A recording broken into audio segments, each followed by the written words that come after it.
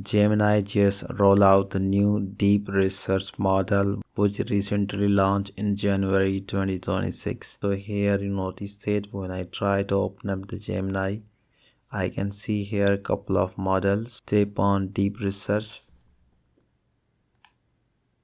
So this is the new model for the researchers and the students. So if you are a student or a teacher, you can use this model to create and find the research and reports, and this is the very helpful for creating reports and research.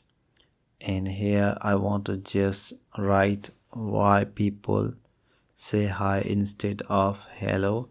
So here I have paused this query, and here it details all the research level information, so I can easily see all the reports here and references. If I need a research level advanced knowledge, so I can use here deep research model. So now I can easily create report and start research on this particular topic. So I think this is the great feature for the researchers and students who try to get the deep and authentic information for the research and reports purpose. So this is the great model.